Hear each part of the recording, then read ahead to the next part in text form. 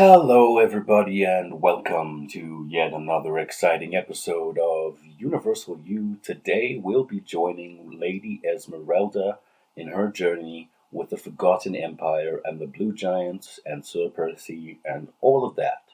So, Lady Esmeralda, you have just saved the Blue Giant civilization, a city that is now restored in the present time, your time, and you're with Sir Percy, and you're in the throne room, the giant throne room, and all of your past self courtiers, all of your past selves courtiers and like advisors are blue giants as well, and they're standing around you, and you're just in the midst of them, and they're looking at you like, "What do we do next?"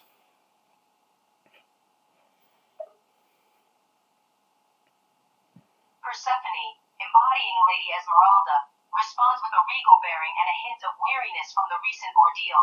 Indeed, we have successfully restored the Blue Giant civilization, and the city now stands tall in the present. It is a moment of triumph, though the task has taken its toll. She looks around at the courtiers, advisors, and the towering blue giants surrounding her, their gazes fixed on her, awaiting her command. They seek direction. They look to me for guidance. You look at you notice that Sir Percy is staring at you, and you can't think of why, but you look at your arms and you see that you have ancient symbols tattooed on your arms from the Blue Giants. Lady Esmeralda glances at Sir Percy, puzzled by the look on his face. As she looks down at her arms, she is reminded of the markings etched there, the ancient symbols from the Blue Giants, a testament to her recent exploits. Ah, the symbols, she murmurs, tracing a finger over them. A memento of the journey that has brought us here.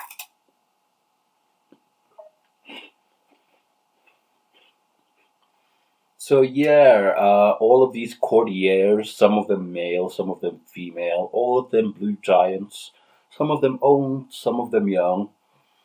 They they recently restored their civil. You recently restored their civilization by placing a golden capstone in the shape of a pyramid on top of the palace, and that reverted everything back to the present.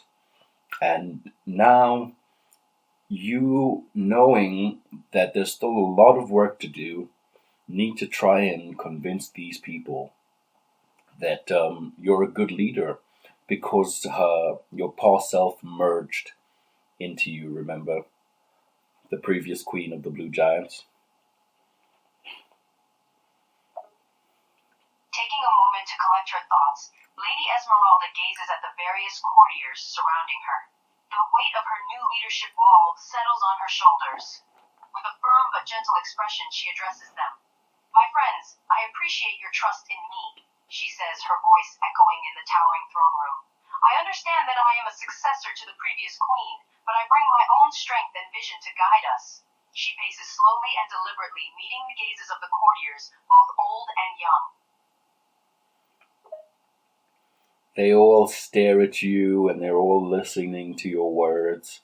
And you can see that even though they're sad at their old queen's passing, they know that deep down inside, you're still the same person. She's still you.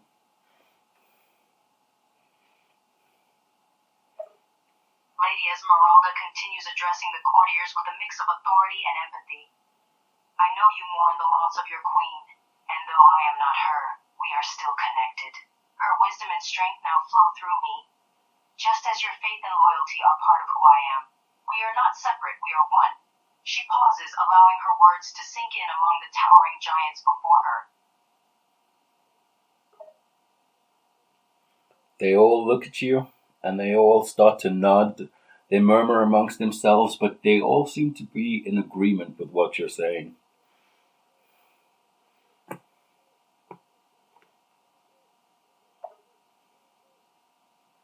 Lady Esmeralda lets out a subtle sigh of relief as she notices the agreement among the courtiers. She continues speaking, her voice gaining in confidence and determination. "I thank you for your understanding and support. Together, we can rebuild our civilization, making it even stronger than before." She turns to look at Sir Percy, who has been silently observing the exchange. Sir Percy is also just looking at you. He's surprised. He went through a lot recently, and you and him are a bit closer than you once were.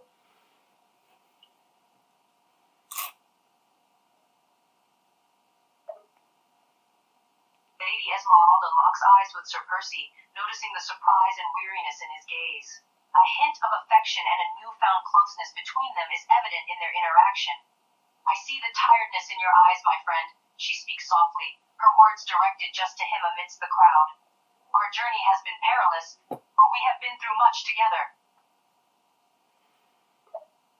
Sir Percy is just gonna look at you and say, Lady Esmeralda, this was so fun. But man, I know you're queen and everything, and we have to restore the civilization. But don't you just want to take a rest first? Lady Esmeralda lets out a small laugh, amused and touched by Sir Percy's suggestion. She responds, her tone light but weary. Oh, Percy, you're always one to read my mind. Yes, I do believe a rest is much needed. Rest and reflection are just as important as action. Wouldn't you agree? Sir Percy perks up at what you're saying, and he looks at the courtiers like he's asking for permission. Seeing Percy's eager expression, Lady Esmeralda glances back at the courtiers, gauging their reaction. Some of them exchange nods and murmurs amongst themselves, seemingly giving their silent approval for a period of respite. One of the older gentlemen, one of the older giants, he's a bit wrinkly. He's got some spiky, not spiky, just shaggy gray hair. But he seems old and ancient and wise. He steps forward and is like, Lady Esmeralda, my queen, it seems this is a lot to process. We can talk in the morning if you wish. Lady Esmeralda nods in acknowledgement, grateful for the elderly giant's understanding. She responds to him with gratitude and respect. Thank you, wise one. Your suggestion is well taken. Let us adjourn until the morning, allowing us all time to reflect and prepare for the tasks ahead.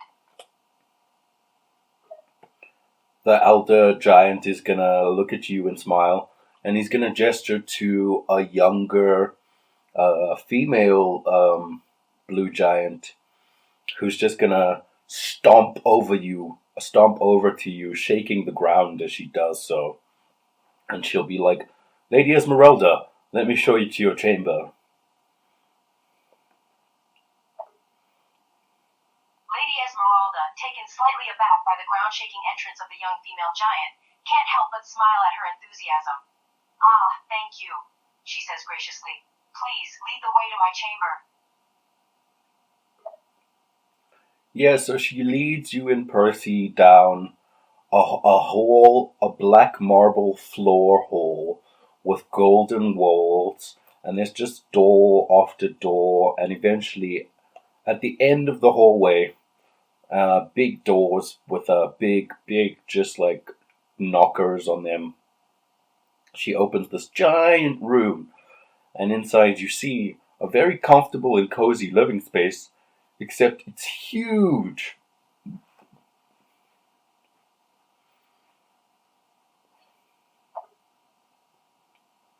Esmeralda follows the young giant through the long corridor, admiring the opulent surroundings. When they reach the final rooms, she steps inside, her eyes widening at the sheer size of the space. The cozy furnishings and the feeling of comfort is a soothing sight after the recent ordeal.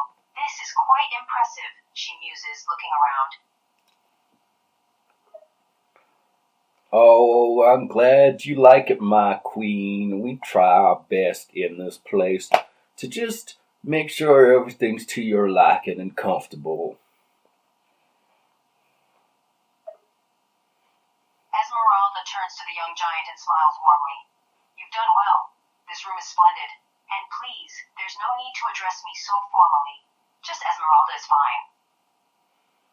All right, my lady. I'll call you Esmeralda. What should I address your gentleman companion as? Esmeralda chuckles softly, touched by the giant's polite manner. Thank you, my dear. You can call him Sir Percy. Ah, Sir Percy, a knight of the old ways, I see. Sir Percy just blushes and he looks really humble.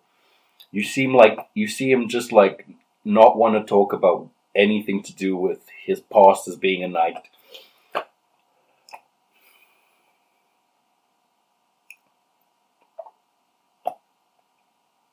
Esmeralda notices the flush on Sir Percy's face and the modest look in his eyes, understanding his reluctance to discuss his past. She responds in a light-hearted manner. Ah, yes, my humble companion, always reluctant to boast about his heroic deeds. Yes, I see that. You two will make a welcome addition to the castle quarters.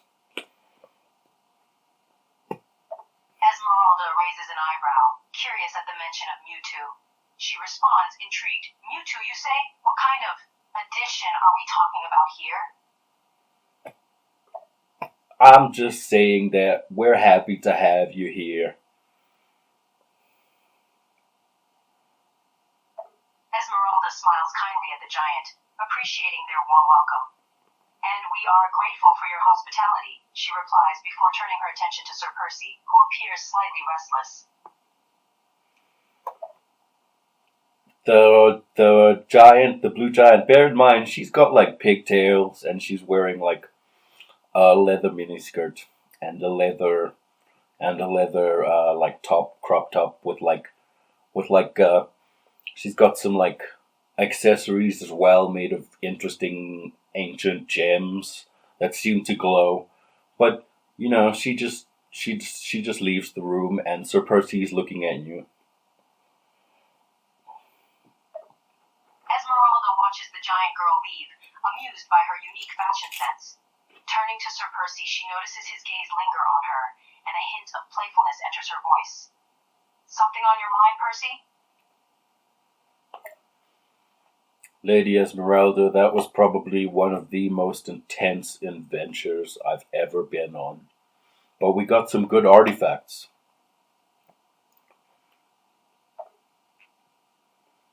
Esmeralda nods in agreement, her expression a mix of satisfaction and weariness. Indeed, Percy, it was quite an adventure. We've been through a lot, but we also gained a lot. Those artifacts could prove valuable in our future endeavors. Yeah, we've got a sphere with some circular patterns on it that, when you twist it in a certain way, opens an archway of light to a library with all of the knowledge in the universe. And we've got this very powerful, the most powerful ancient artifact of all, this golden stopwatch with a dial that lets you time travel.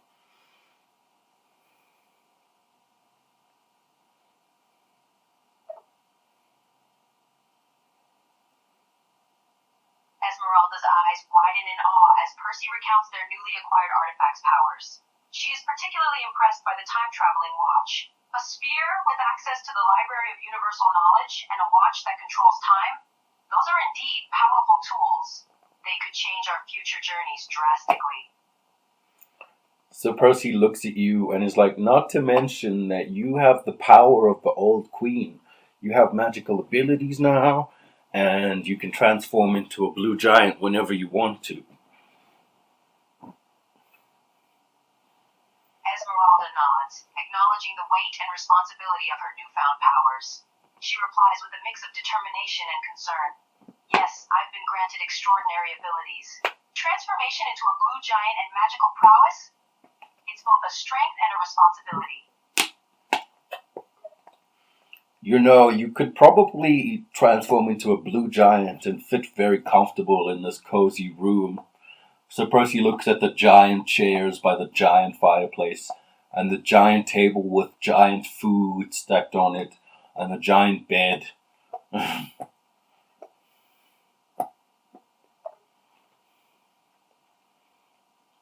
Esmeralda follows Percy's gaze to the oversized furniture and lavish spread of food. A smirk tugging at her lips, she responds playfully, I could indeed. But it would be quite the spectacle, don't you think? Imagine me attempting to fit in such colossal furniture.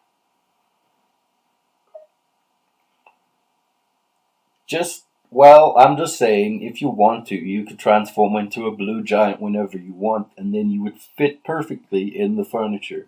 But that's up to you. Anyway, I'm hungry. Let's try and eat. Esmeralda laughs softly at Percy's suggestion.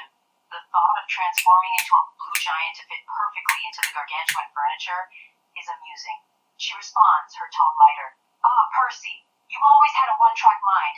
Food first, then we'll consider my transformation. Alright, you and Sir Percy go to this big, it's almost like 50 to 60 feet tall. It's like a wooden chair, and you just go stand by the leg. And how are you going to get up on the table? Remember, you have magical powers. So how are you and Sir Percy going to get up on the table? Esmeralda ponders the problem of getting up onto the table. Then, remembering her magical ability, she smiles. Well, Percy, we have our answer. I can use my magic to levitate us up onto the table. No need for climbing at all. Alright, so as the DM, I'm just going to ask you to roll a d20 for me.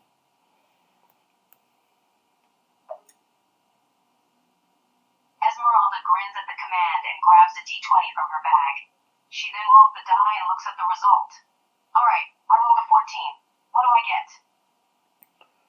Alright, so you know what do you say to what's the incantation you use to levitate you and Sir Percy up onto the table?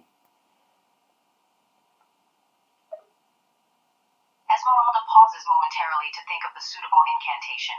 For levitation, we'll use the Ascend spell. So, let's go with Ascendo.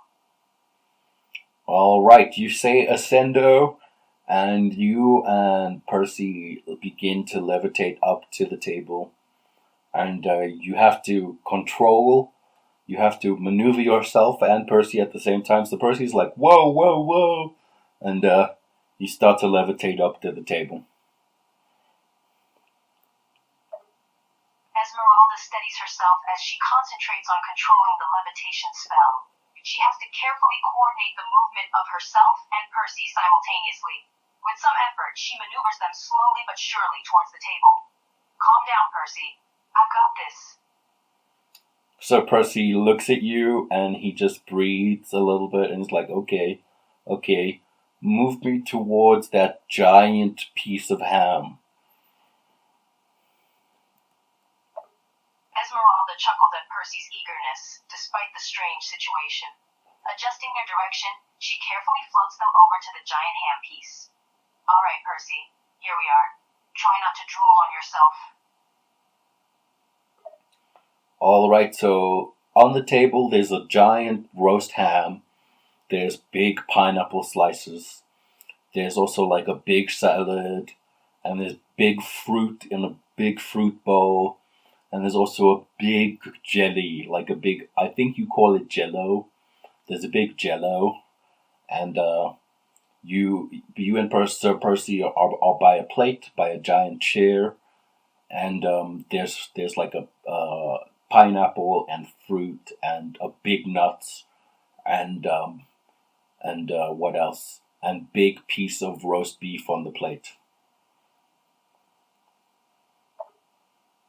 Esmeralda takes in the array of oversized food items spread out in front of her. The sight is almost comical. She eyes the roast beef, the fruits, and the jello with a mixture of amusement and hunger. Percy, look at all this food! It's like a feast fit for giants. I don't even know where to start. Sir Percy is already walking up to the giant piece of ham, and he's just biting into it, and he's getting himself stuffed. Esmeralda watches in astonishment as Percy starts to devour the giant ham. She can't help but laugh at the sight. Gosh, Percy, you're going to eat all of that yourself, aren't you? Sir Percy looks at you and says, You know, my eyes are much bigger than my stomach.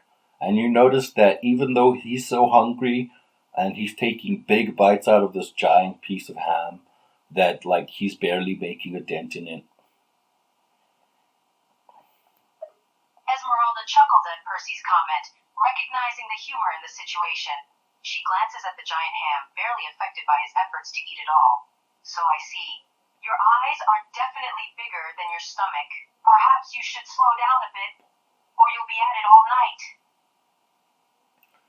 Sir Percy looks at you and nods, and he's just like, "Yeah, I'll pace myself, but you should eat too. Are you even hungry? Do you even need to eat now?"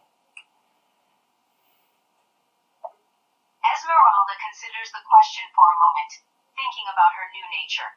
She replies with a hint of thoughtfulness. I suppose now that I've become a blue giant, I might not need to eat in the traditional sense. But the taste of food is still a pleasure that I can't ignore. All right. So what do you eat? What do you go for? Esmeralda glances over the array of giant food, weighing her options. She spots a plate with some fruits and berries and makes her choice. I think I'll try some of these fruits and berries. They look quite promising. All right. So there's some big blueberries. There's some big strawberries. There's some big raspberries. There's some big cashews. There's some big macadamias, and there's some big hazelnuts. Esmeralda approaches the plate of fruits and nuts, her eyes wide with curiosity and mouth watering at the sight of the oversized treats. She picks up a giant blueberry, admiring its size before taking a bite. These blueberries are delightful. I've never tasted such large ones before. Yeah, the blueberry is just delicious. Your teeth just sink into it, and it's just juicy and moist, and you are enjoying it so much. Esmeralda relishes the taste of the giant blueberry. The soft, juicy texture and the sweet flavor are unlike anything she's experienced before. She takes another bite, and a pleased smile spreads across her face. This blueberry is absolutely divine. I could eat these all day. It is at this moment you notice a giant bottle of wine, a giant pitcher, and a giant goblet, like two giant goblets that are just sort of the fire in the background is causing light to dance on these objects.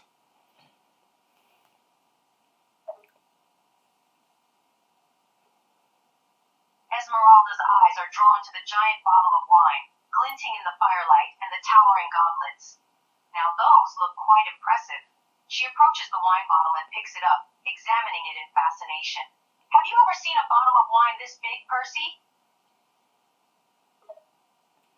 Sir Percy looks at you and is like, "Wow, Lady Esmeralda, you're so strong. You can lift that giant bottle of wine."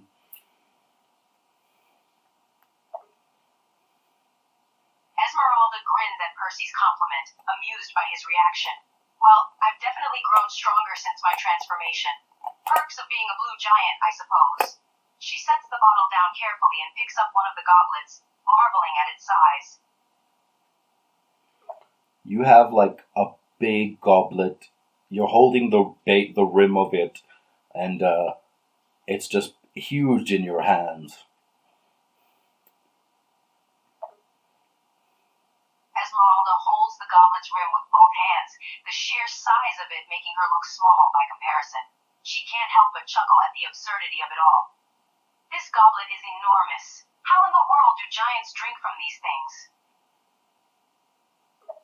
Sir Percy looks at you, and you know that he knows that blue giants are the perfect size to just drink from these cups like their normal size.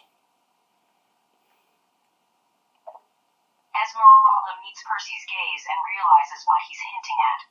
A sly smile forms on her lips. I see what you're suggesting. So, as a blue giant, I'm the perfect size to handle these colossal goblets. That's quite convenient, isn't it? Okay, so you have transformed into a blue giant now. So you went from that olive-skinned, long-haired woman with the green dress and boots, with the gold and turquoise necklace and the tattoos of the ancient tattoos on her arms. You went from that to now you're a blue giant, and you realize Sir Percy is staring at you like, put some clothes on. Esmeralda, now in her blue giant form, stands tall and glances down at her exposed physique. She notices Percy's gaze and quickly realizes that her new size has left her without any clothes to cover herself. Ah, you're right. I didn't exactly consider the nakedness issue. She glances around the room, looking for some suitable attire. You have magic powers. You can just make clothes appear on your body if you want. Esmeralda nods, remembering her magical abilities. Ah, yes, I can do that. Thank you for the reminder, Percy. With her thoughts turned to the matter, she focuses her magic powers and imagines a simple yet elegant gown to cover herself. A moment later, the gown appears on her form, perfectly fitting her blue giant shape. Okay, so it's a simple, elegant gown. You're a blue giant now. You realize you're like a giant blue woman, and you look exactly like the old queen. Your hair is tied up in a bun, but it's also got this long braid going down from the top of the bun, and yeah, you got what type? What do you look like? What do you what colors is the dress? Tell me more about it. Esmeralda glances down at herself, taking in the appearance of her gown. It's a sleek, midnight blue velvet dress with a low scoop neck and fitted bodice. The skirt falls to the floor in rippling waves, the fabric pooling around her feet. Her hair is arranged in a loose bun, from which a long braid falls down her back. She turns to Percy with a satisfied smile. It's a simple dress, but it suits me, don't you think? It's midnight blue with a low neckline. Quite fitting for a big blue woman like me.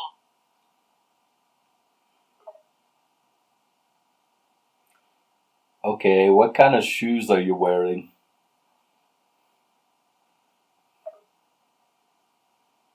Esmeralda glances down at her feet, admiring the finishing touch to her outfit. For shoes, I've conjured a pair of strappy, heeled sandals.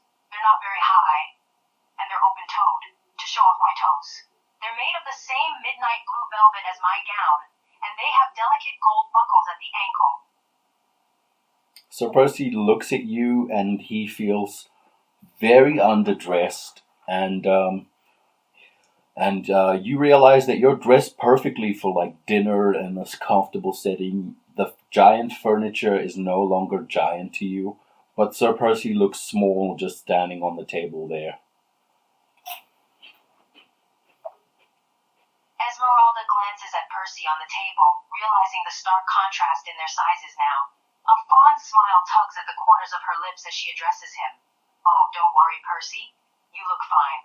Perhaps a bit more underdressed than I am, but it doesn't matter here. The furniture now fits perfectly for me, making you feel at ease in our surroundings. Okay, so that giant goblet that was big in your hands fits perfectly in your hand now, and you can now sit on this like 50-foot tall wooden chair at the table, and there's a plate of food in front of you.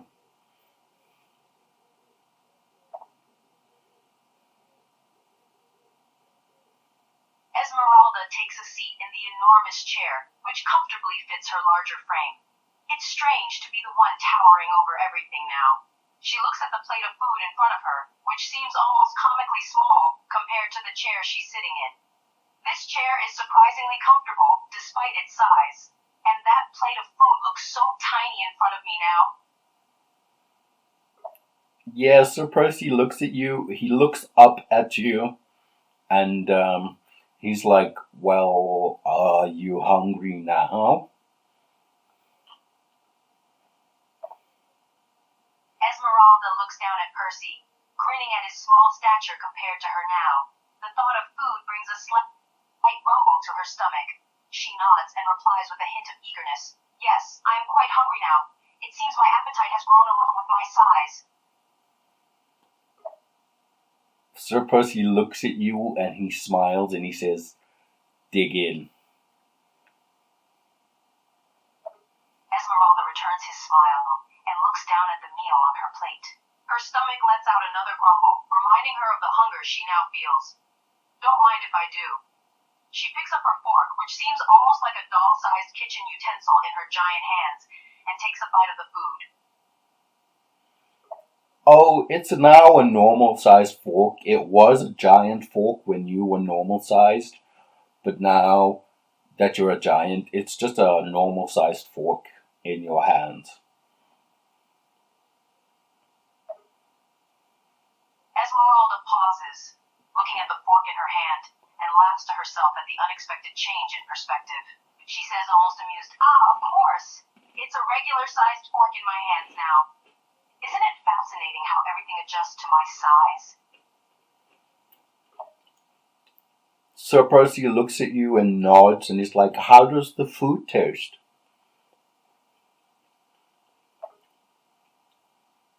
Esmeralda savors the taste of the food, enjoying the flavors that dance on her tongue. She glances back at Percy and responds with satisfaction. The food tastes delightful. Being a giant certainly has its perks, including heightened taste buds, it seems. Yeah, you can taste that this food was made by the giants have a magical way of taking normal sized food, like normal human food, and using the magic to make it big. So you can tell that they just make giant cows and giant vegetables and they grow giant crops, and you can sort of get that from just tasting it.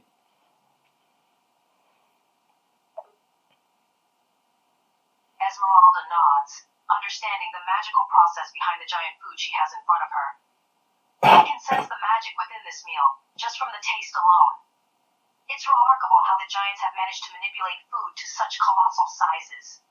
It's almost like they've discovered a way to imbue everything with a touch of enchantment.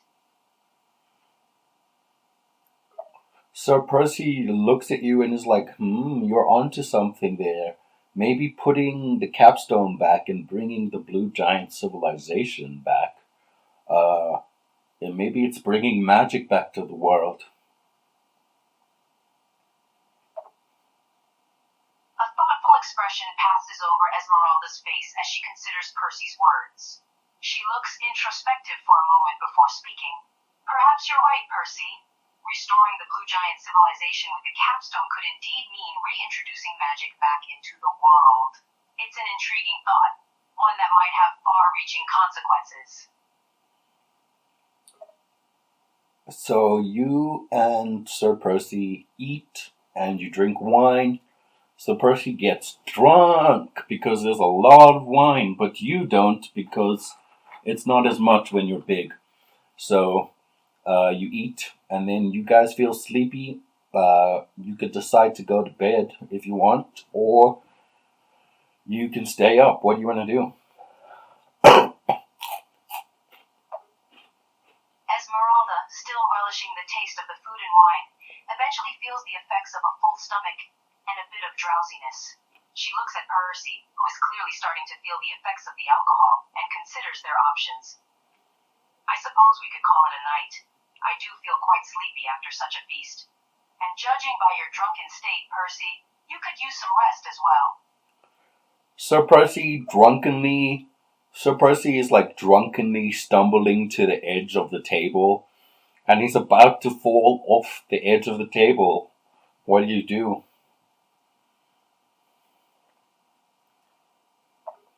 Seeing Percy teetering on the edge of the table, Esmeralda's instincts kick in. Despite his drunken state, she doesn't want him to fall, so she quickly moves to catch him before he can take a tumble. Whoa, hold on there, Percy. Let me assist you. She gently steadies Percy, preventing him from falling. She keeps a firm but gentle hold on him to ensure his safety. Okay, so since you're a blue giant and Percy's like a normal human size, your steadying him is basically you taking your finger and your thumb, and you're just sort of holding him with your finger and your thumb right now to steady him. Esmeralda, as a blue giant, has a massive massive size difference with Percy, who is normal, human-sized. When steadying him, she indeed uses her finger and thumb, given her giant size, to keep him from falling. It's a comical yet sweet moment, as she holds him with just a couple of digits, like a child might playfully hold a toy figure. Okay, so Percy's like, "Oh man, can you carry me to bed?" Persephone grins, finding Percy's request endearing and amusing in his drunken state. She replies gently, "Of course, Percy. I can carry you to bed." With a bit of care, she scoops Percy up in her giant hand, cradling him like a parent might hold a small child. Yeah, so Percy basically just fits in your hand, and he's sitting cross-legged in your hand, and you're walking to this giant bed.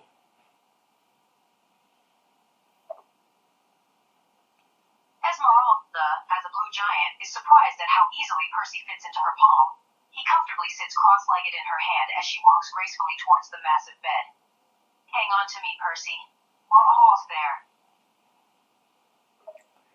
Okay, you get to the bed, and you place Sir Percy on a giant pillow.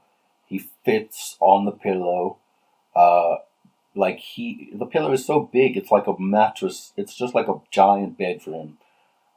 And you realize you fit perfectly in the bed, so you just get in bed beside Percy. Esmeralda approaches the bed and carefully sets Percy down on the giant pillow. It's humorous to see how tiny he looks compared to the massive bed and pillow. She then crawls into the bed herself, mindful of her new size. Lying on her side, she looks over at Percy, who is already dozing off. You fall asleep. Esmeralda lets out a yawn as she settles into the bed. The events of the day, combined with the full belly and the comfortable surroundings, finally take their toll, and she soon drifts off to sleep.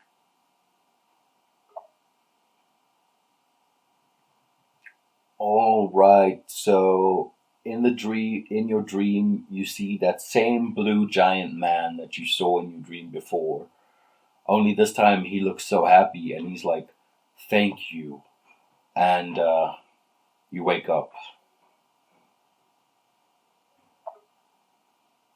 Esmeralda's dream is interrupted by the sight of the same blue giant man she saw before. But this time, he is radiating contentment and gratitude. He gives Esmeralda a genuine smile and says, "Thank you." The words resound in Esmeralda's mind as she stirs from her sleep, bringing a sense of peace and fulfillment. Yeah, you basically just have a dream about this blue giant man who's saying thank you to you for saving their civilization. As Esmeralda slowly opens her eyes, memories of her dream linger in her mind. The image of the blue giant man expressing his gratitude for saving their civilization is still fresh in her thoughts. It's a profound and touching moment, one that reinforces the significance of her recent actions.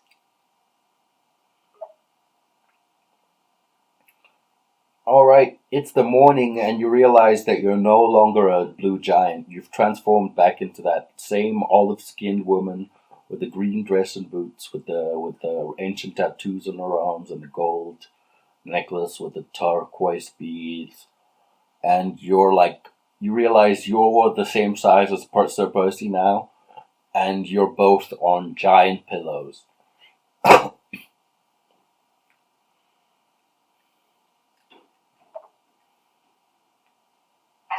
awakes feeling her normal size and form once again. She takes a moment to take in her surroundings, adjusting to being human-sized once more. As she glances over to the pillow beside her, where Percy lies, she chuckles quietly at the memory of the previous day. So Percy is sleeping soundly, and that blue giant woman from last night, she comes walking in, and she's like, "Good morning, Lady Esmeralda." Esmeralda stirs and hears footsteps approaching. Looking up, she sees the familiar blue giant woman from the previous night.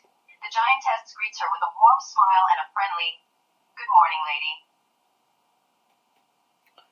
Lady Esmeralda, I hope you had time to deliberate. The elders are hoping to talk to you this morning. Esmeralda nods and sits up on the bed, taking a moment to gather her thoughts. She looks at the blue giant woman and responds, her tone earnest. Yes, I've had some time to think about it. I'm ready to speak with the elders. Alright, so she leaves the room, and you and Sir Percy are left there.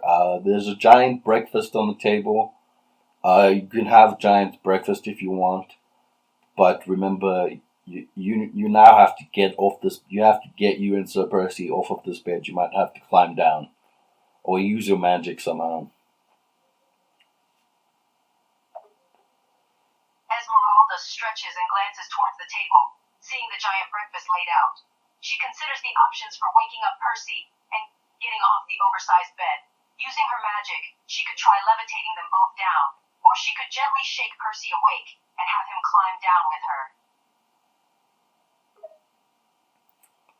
Alright, you can also turn into a blue giant whenever you want to, but you now know that it wears off when you go to sleep.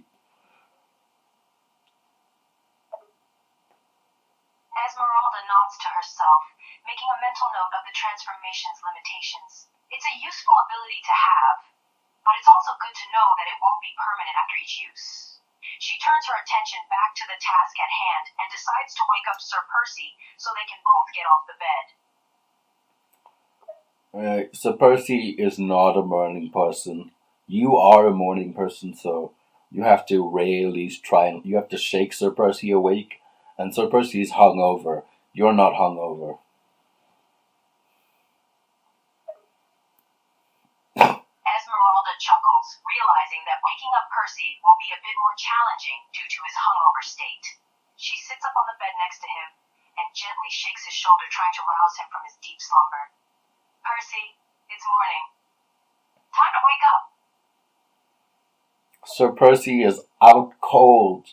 There's some coffee on the giant bedside table next to you, and you're gonna have to try and find a way to wake Sir Percy up. Esmeralda sighs, seeing that Percy is deeply asleep and unresponsive to her gentle shaking. She glances towards the giant bedside table and spots a large cup of coffee. She takes a deep breath and decides to use a more drastic measure to wake him up. Alright, what do you decide to do?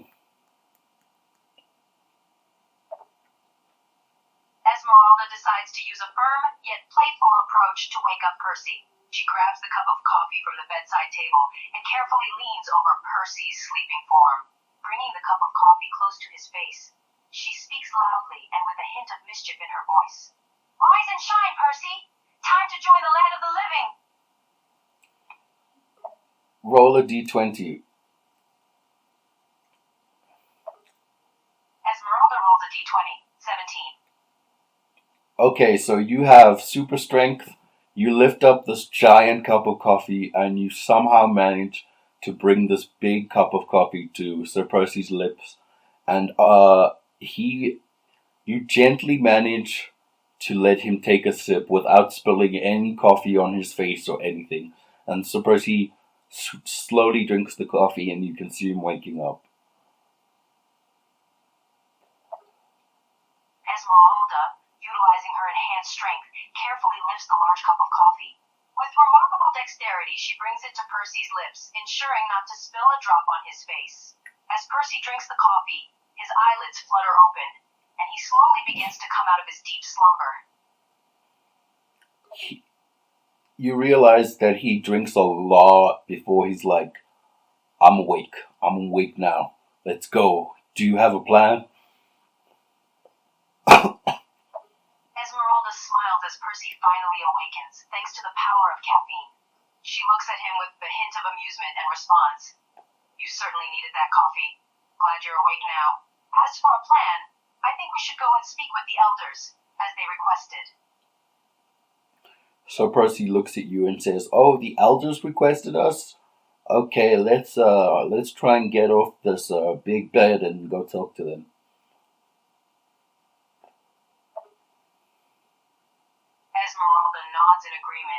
glances at Percy, then at the bed they're both still sitting in. She stands up off the bed, careful not to misstep given her human size compared to the giant surroundings. Once she's off the bed, she extends a hand to help Percy up, if he needs it. Okay, so you gracefully just climb down, and so Percy climbs down with you, and you start walking down that long hallway with the marble floors and the golden walls, and your steps are echoing in the hallway as you're about to go talk to the elders. Esmeralda and Percy make their way down the long hallway, their footsteps echoing against the golden walls and marble floor. Despite the intimidating atmosphere, Esmeralda strides forward with confidence and determination, knowing that the moment of truth is finally here. They continue walking until they reach the Elder's chamber, preparing themselves for the conversation that lies ahead.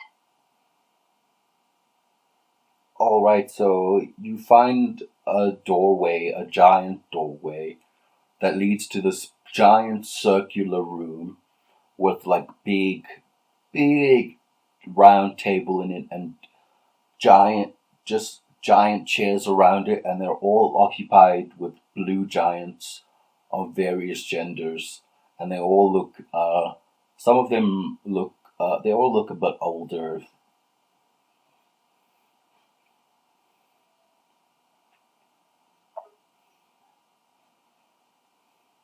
Esmeralda and Percy approach the giant doorway and step inside the massive circular room, feeling a mix of awe and trepidation at the sight of the towering figures seated at the colossal round table. The room is filled with a diverse group of blue giants, some of whom look older and sagacious. Esmeralda gazes at the assembly, taking in their presence as she prepares to address them. You notice that there's a empty chair in the center of them, and it's big, it's huge, but you notice that there's an empty chair there. You and Sir Percy are really small in this environment right now.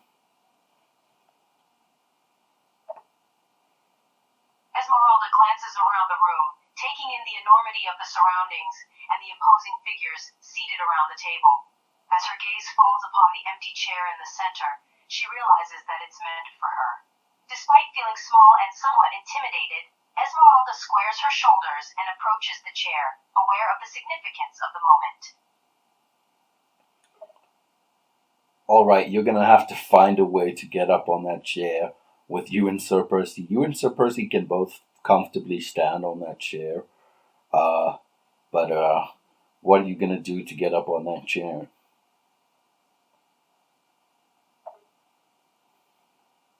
Esmeralda looks at the towering chair and considers the challenge of getting herself and Percy up onto it. She glances around, searching for any sort of step stool or platform that could help them reach the seat. Seeing no such aid, she turns to Percy and speaks with a look of determination. Percy, stand next to the chair.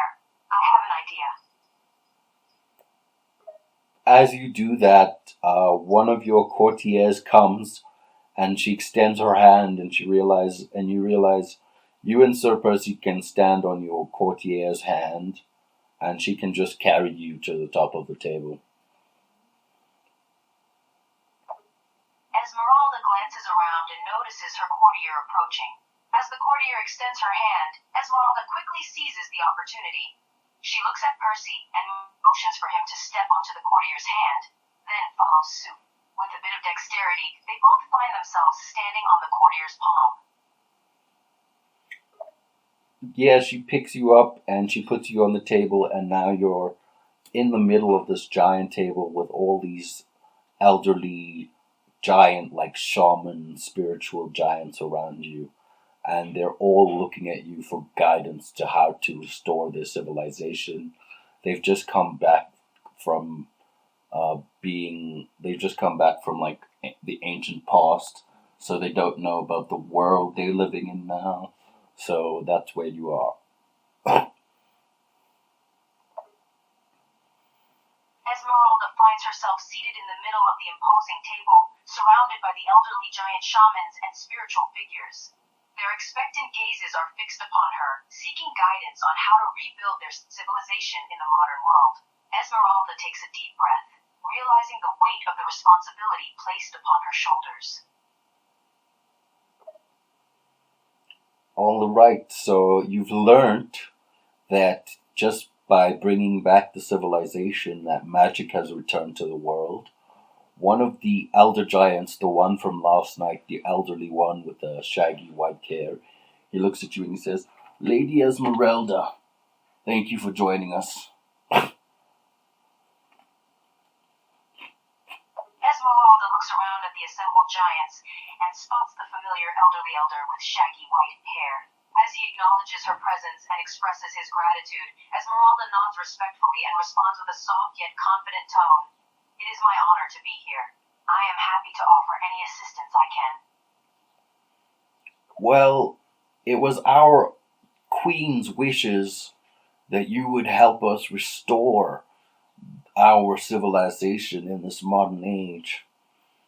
How do you have any solutions as to how we can go about this? Esmeralda takes a moment to consider the question, her mind racing as she contemplates potential solutions to help the giants rebuild their civilization in the present day. She takes a deep breath and begins to respond, her words thoughtful and measured. I have a few ideas that might aid in your civilization's restoration. Firstly, it would be wise to familiarize yourselves with the current state of the world. This includes understanding the advances in technology, politics, culture, and society that have occurred since the ancient past. End quote. All right, so you, Lady Esmeralda, know that you live in a medieval world. There's a little bit of magic in this world, but not anymore because you brought it back by bringing the Blue Giant civilization back to you. The elder giants and all of the shaman spiritualists seated around you, they're like, yes, this is a good idea. How do you plan how should we enact this?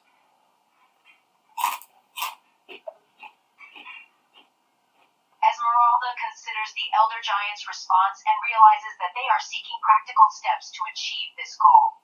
She continues with a tone of confidence and clear direction. To familiarize your civilization with the present day, I suggest assembling a team of individuals who can act as guides and educators.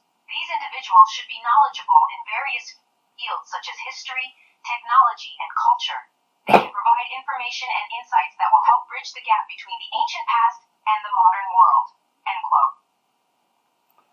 Sir Percy's standing there and he's tapping his satchel and looking at you, and he's basically trying to remind you that you have a sphere that with circular patterns around it that can open a doorway to a library with infinite knowledge, and you have a gold watch that can with a dial on it that can time travel. So Sir Percy's trying to remind you of those objects. Esmeralda, noticing Percy's subtle gestures and attempts to catch her attention, realizes what he's trying to convey. She looks at him and nods slightly, understanding the significance of the objects in her possession. She acknowledges Percy's reminder and responds to the elders with a more confident tone. Ah, yes, I almost forgot. In addition to assembling a team of guides, I have two magical artifacts that can aid in this endeavor. One is a sphere with circular patterns on it, capable of opening a gateway to a library containing infinite knowledge. The other is a golden watch with a time travel dial. End quote. The assembled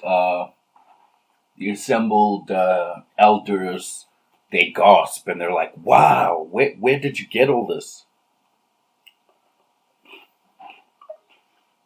Esmeralda, aware of the intrigue among the assembly, smiles and responds to their collective question. In a lighthearted tone, she explains where she acquired the magical objects. Ah, that's a story for another time. Let's just say they were gifts from friends in high places. All right, so the elder giants look at you and they murmur amongst themselves, and eventually they seem to reach some sort of conclusion.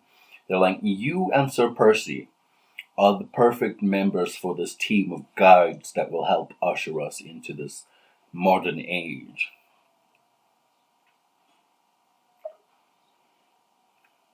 Esmeralda listens elder giants murmur amongst themselves, their discussion clearly leading to some decision. As the chatter subsides, one of the elders voices a proclamation addressing both herself and Sir Percy. It seems we have reached a conclusion. We deem you and Sir Percy as ideal candidates for this team of guides, tasked with ushering our civilization into the modern age.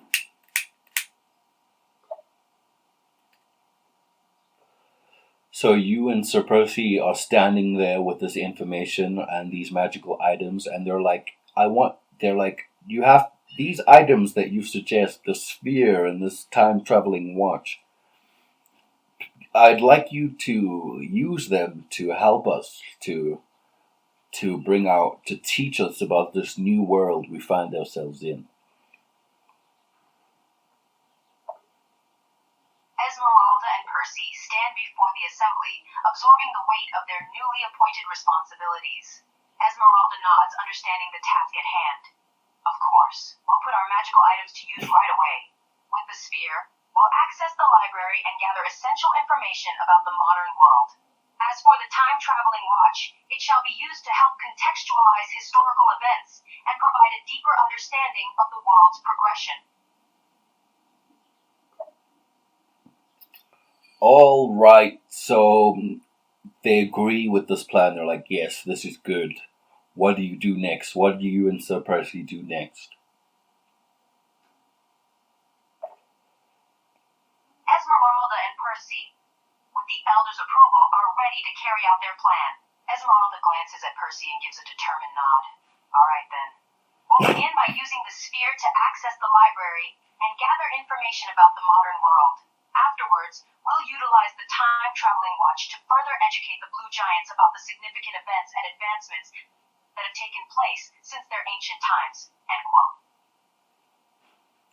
All right, so you take out that sphere with the circular patterns and you twist and you turn it, and it becomes a golden archway of light leading to a giant library. And you and Sir Percy vanish through there with the approval of the elders in your hearts. Esmeralda grips the sphere with the circular patterns and gives it a firm twist. The sphere transforms into a golden archway of light, opening a portal to a vast library beyond. With determination and purpose, Esmeralda and Percy step through the archway, vanishing from sight and entering the realm of endless knowledge. The portal closes behind you and the sphere appears in your satchel, and you're in this giant, beautiful library with all of the knowledge of the universe. And you can find any book you want and any information you want just by thinking about it.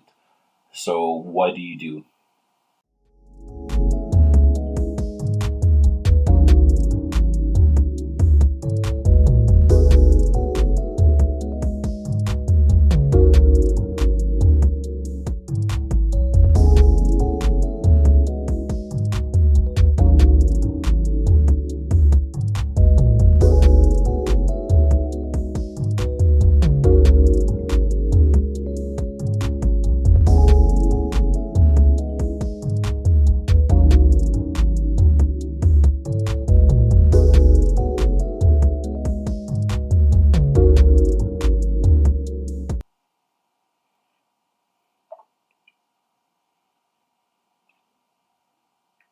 Esmeralda and Percy find themselves standing in a glorious library, surrounded by an endless sea of knowledge.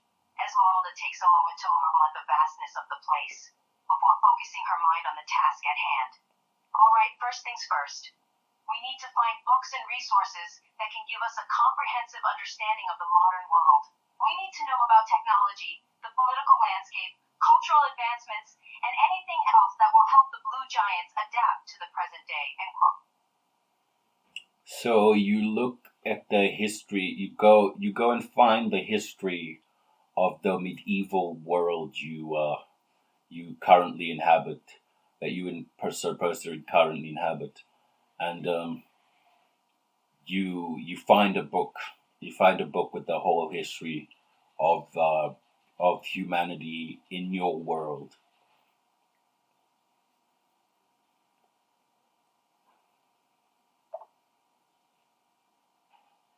Esmeralda Esmeralda quickly scans the library's expansive collection, her eyes settling on a massive tome labeled Medieval World History. She carefully retrieves the volume and motions for Percy to join her. With anticipation, she opens the book and begins to leaf through the pages of the world's rich and complex history. So you learn that in your world, magic is basically like electricity. They use magic for everything. But there was a big catastrophe long ago that took away all the magic. So people have been looking for magic for a very long time. And yes, there's been advancements in technology through the use of alchemy, but that's all you find out. Other than that, it's just a normal medieval world.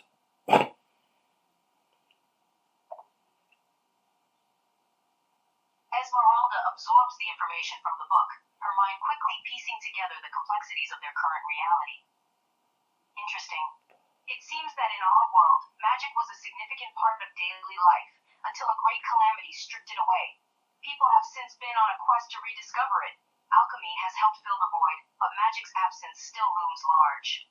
Everything else appears to be just a standard medieval society. Sir Percy looks at you and he nods and is like, "Yes, this is true. I've read stories about this, but we don't know what this great calamity was and how it affected our people." Esmeralda, turning to the person who provided the information, nods thoughtfully. She considers the mysterious nature of the world's ancient catastrophe.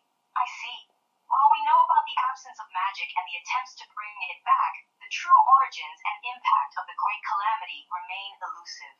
It seems uncovering that mystery will be a crucial part of our upcoming endeavor. Yeah, you're in the Library of All Knowledge, so you can find information about that if you want. Esmeralda ponders the extensive knowledge available to her at that moment. She decides to delve deeper into the issue of the Great Calamity. Alright, given this library contains all the knowledge we need, I think it's time to uncover more about this great calamity that led to the magic's disappearance. Let's narrow down our search to books and resources specifically related to that catastrophe. You and Sir Percy search the library for a while until you find an old rolled up scroll in just a pile of scrolls. After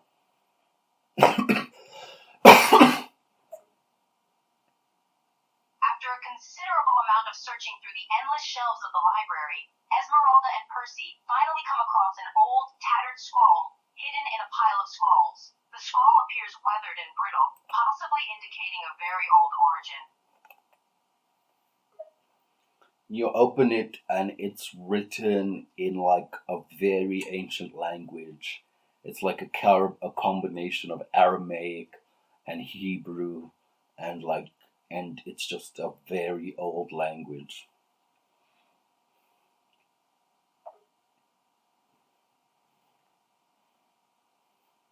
Esmeralda carefully unfurls the scroll, revealing faded writing in an ancient and almost indecipherable language. She squints at the text, trying to make sense of the unusual combination of Aramaic, Hebrew, and other ancient elements. This is certainly an old language. It's a combination of Aramaic, Hebrew, and who knows what else. We're going to need to figure out a way to translate this scroll and understand its contents. End quote. So roll a d20 for me. Esmeralda picks up a d20 and rolls it across the table. The die comes to a stop, displaying the number 18. Alright, you use your magical powers of psychometry to decipher the text in the scroll. And you learn some very interesting things about this calamity.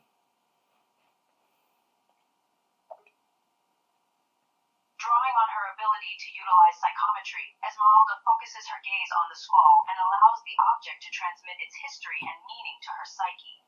As the ancient language begins to reveal itself, a stream of information surges into her consciousness. and she starts piecing together the details of the grand calamity. So you find out that long ago there was a very ancient and powerful magical civilization, but it was invaded by reptilian beings from another world who wanted to dominate it. So they tried to make a synthetic version of the magic in the world, but they ended up causing a great calamity that basically took all the magic away and left humanity without magic.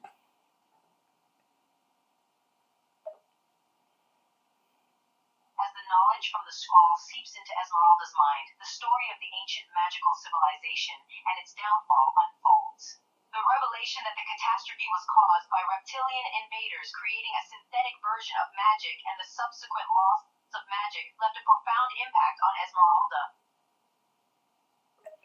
Yeah, it was a terrible calamity. There was a huge loss of life, and you realize that the blue giants and some other light beings and some very powerful wizards had to come together to save humanity. And now you realize that you and Sir Percy are a part of that.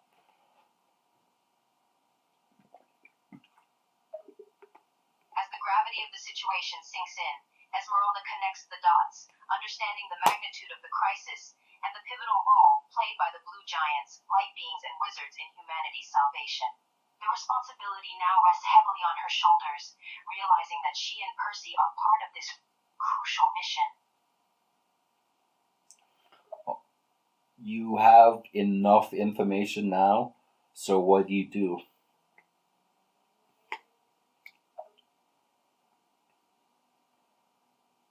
Having absorbed the crucial information from the ancient scroll, Esmeralda collects her thoughts and formulates a plan of action. All right, we now have a clearer understanding of the great calamity that took away the magic in our world. Now, it's time to return to the elders and share what we've discovered. They need to know about the ancient magic-stealing reptilian beings and the synthetic magic catastrophe. It's crucial that they're aware of the full history and the importance of our current task. End quote. All right, so you take that sphere out of your satchel and you open an archway of light to that giant table with all the elders surrounding it, shamanic mystical beings, and you and Sir Percy walk through and they welcome you. Esmeralda takes out the sphere and twists it, opening an archway of golden light, leading back to the Council of Elders. She steps through the portal with confidence, returning to the table where the elders, shamanic mystical beings, and Sir Percy eagerly await her.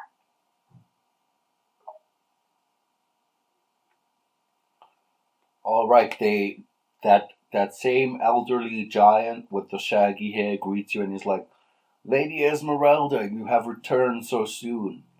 What have you learned?" Esmeralda, returning to the council, is greeted by the same elderly giant with the shaggy hair. As the elders regard her, the elder giant prompts her for information on her findings. Indeed, I return swiftly. We have uncovered historical records that shed light on the calamity that once struck our world's magic. It was instigated by an invasion of reptilian beings from another world.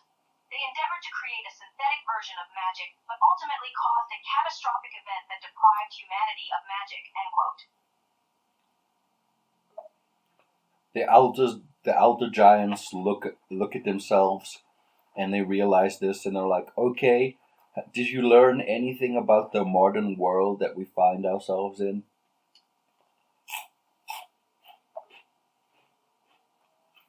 As the altar giants ponder the revelation, Esmeralda nods, realizing the importance of further educating them about the modern world. Yes, we have also come across information about the present world. It appears the lack of magic has led to advances in technology. Alchemy has partially filled the void, but the absence of magic still casts a long shadow over our reality. Well, the blue giants look at you, realizing that you have all of the magical abilities of their former queen, and the blue giants themselves are magic. So they look at you and they murmur amongst themselves as like, "Well, we can bring magic back to the world."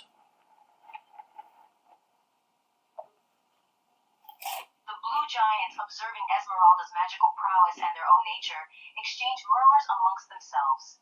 They seem to realize something significant, prompting a shared thought. One of the blue giants addresses Esmeralda, their voice tinged with hope and anticipation. We can bring magic back to the world. Esmeralda's eyes widen as she comprehends the implication of the blue giant's statement. A flicker of hope ignites within her at the possibility they're suggesting. She responds with a mix of curiosity and optimism. Bring magic back to the world? How would that be accomplished? Sir Percy looks at you, and the blue giants, they seem to be a bit taken aback, and they're like, well, our mere presence here is causing magic to be restored to the world.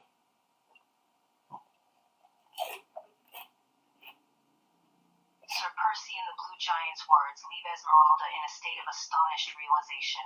The implications of their very presence becoming a catalyst for restoring magic to the world hit her strongly. She processes the information, her mind racing with possibilities.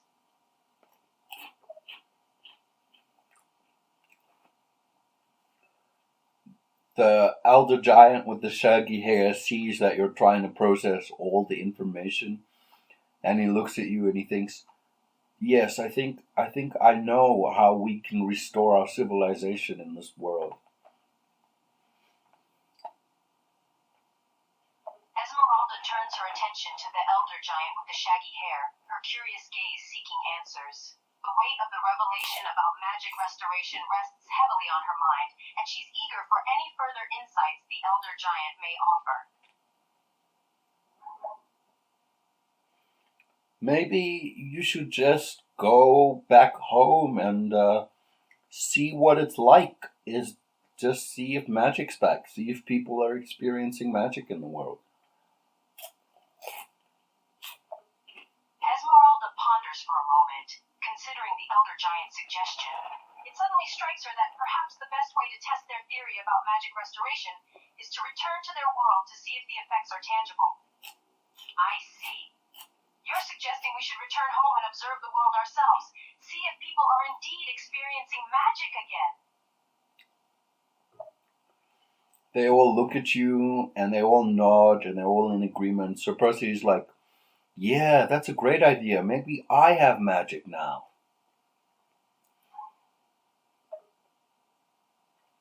The collective agreement among the group leaves Esmeralda confident in their plan of action. Praxandi's hopeful mention of possibly having magic now further fuels Esmeralda's determination to return and witness the changes for herself. All right, so you have magical abilities. What are you going to do now? With magical abilities and a newfound purpose, Esmeralda considers her options. She is aware of her power and is eager to put it to use. What I am going to do now, I am going to use my magical abilities to restore magic to the world. With the blue giant suggestion in mind, I need to return to our world and observe the effects firsthand. All right, so based on the map that Sir Percy gave you, the blue giant civilization is deep in the forest, and the medieval village where you and Sir Percy live is about 3 days travel. Away. So how are you going to get there?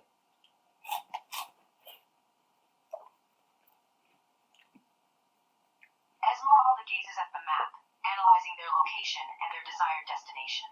She contemplates the distance between the deep forest where the blue giant civilization resides and their own medieval village, situated 3 days' journey away. We have a bit of a distance to cover to reach our village. It's 3 days' travel from here, right? Sir Percy looks at you and says, yeah, but you have magic, so we could just teleport there. Sir Percy's reminder of her magical abilities prompts Esmeralda to consider their mode of transport. With the power of magic at their disposal, teleporting seems like a logical choice to quickly cover the distance. Ah, true. We do have the option to teleport. That'll certainly cut the travel time significantly. What do you do? Esmeralda, acknowledging the convenience and efficiency of teleporting, makes up her mind. She turns to Sir Percy, her decision set. All right, then that's what we'll do. We'll teleport to our village immediately. What's the incantation you use to teleport back to your village? Esmeralda, her magical powers at the ready, contemplates the spell required to teleport them back to their village. I will need to use an incantation to open a portal. The spell I will use is Volo Videre Mea Domus, which means I want to see my home in Latin. All right, so you hold Sir Percy's hand and you disappear in a puff of smoke, and you reappear in the center of this medieval village, and it's a marketplace, and there are all sorts of magical creatures going about their daily business, and the sun is setting.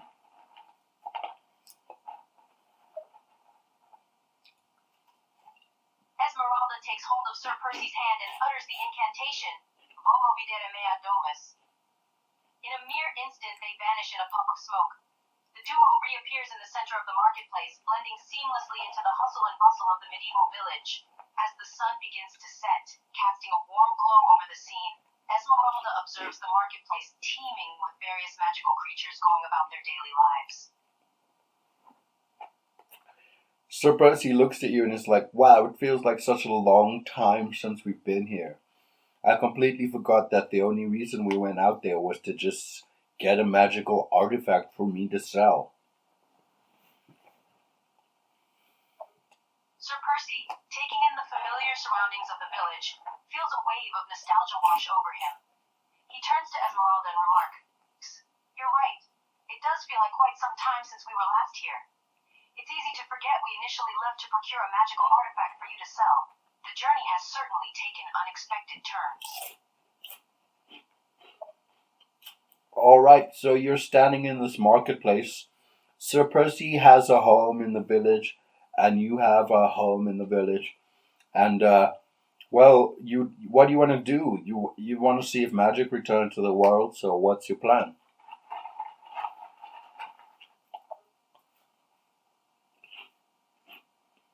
With the initial shock of their return settling, Esmeralda's focus shifts back to their primary objective, assessing the effects of magic restoration in their world. She looks around the marketplace, contemplating their next steps. Alright, we're back in our village now. Our immediate goal is to determine if the restoration of magic has indeed affected the world. I guess the best way to find out is by observing the people and environment around us. Let's pay closer attention to our surroundings and see if there's any sign of magic in action. Roll a d20.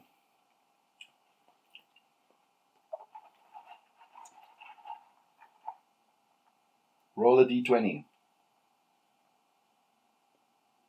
Esmeralda picks up a d20 and rolls it across the table.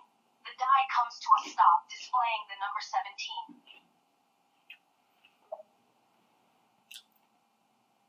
Okay, you can definitely feel that the magical creatures in the village who don't usually have magic, their magic is awake. And you can tell that they're using their abilities. There's some levitation happening there. There's some fire magic happening here. There's some conjuration magic happening there.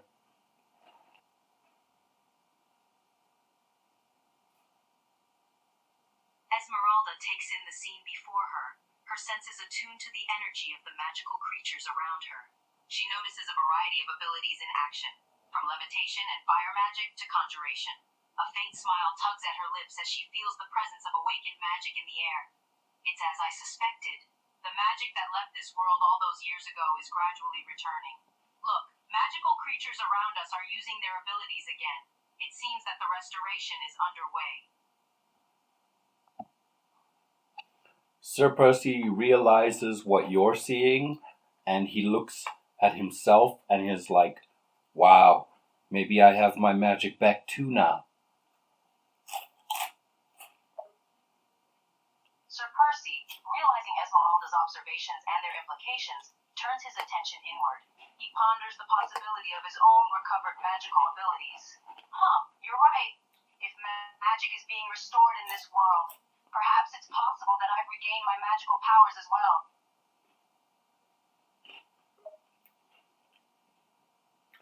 So, Lady Esmeralda, what are you going to do now? Esmeralda ponders the situation before responding. Now that we've confirmed the return of magic, my thoughts are focused on two things. One, we must inform the Blue Giants about the successful restoration. And two, we must share the news with the village and our loved ones.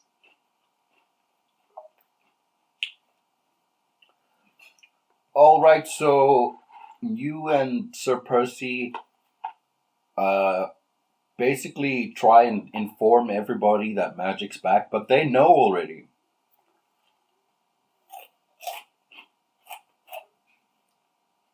Esmeralda and Sir Percy take a moment to observe the village and its inhabitants, realizing that many of them are already aware of the returning magic. People are casually using their magic abilities without realizing the significance of the restoration. Actually, it seems like most people in the village are already aware of the return of magic. They're using their abilities without a second thought, as if it's a natural part of their daily lives again. Yeah, they all seem happy. You realize that everybody's really excited, and it seems like there might be some sort of celebration coming up based on what you've heard from other villagers. But yeah, the Blue Giants don't know this, so what are you going to do?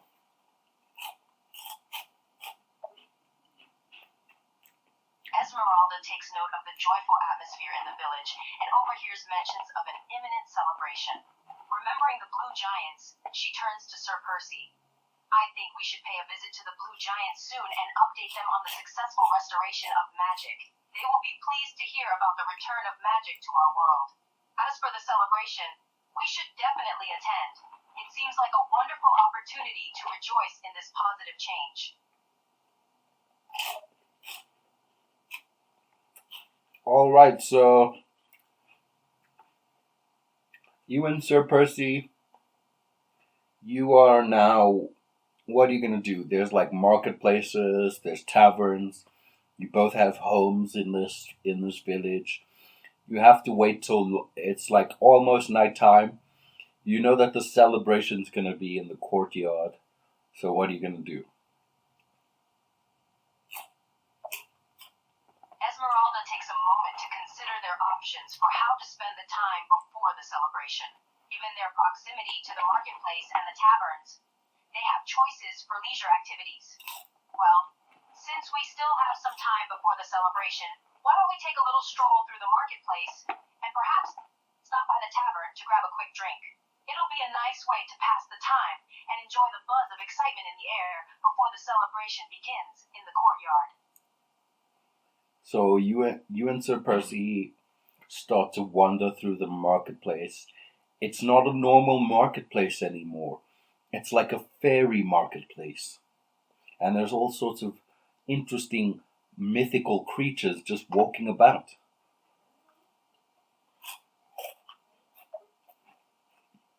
Esmeralda and Sir Percy stroll through the marketplace, now transformed into a fairy marketplace bustling with mythical creatures.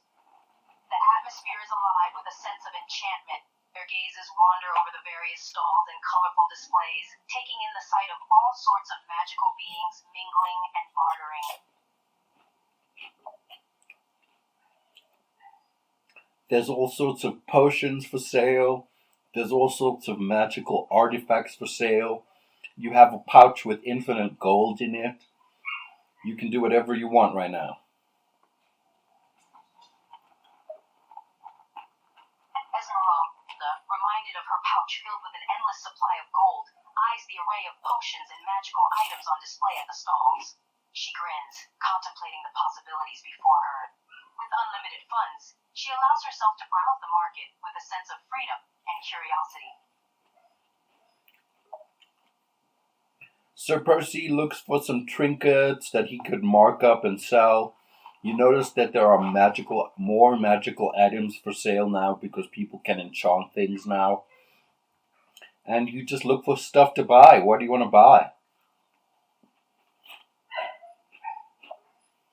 Esmeralda, accompanied by Sir Percy, continues to browse the market for items to purchase. With the restoration of magic, the selection has expanded, now including more magical items. Her eyes scan the wares on display, picking out what catches her interest. So many interesting items to choose from. There's a wide selection of magical trinkets and knickknacks. What do you think, Sir Percy? Anything that piques your interest to resell?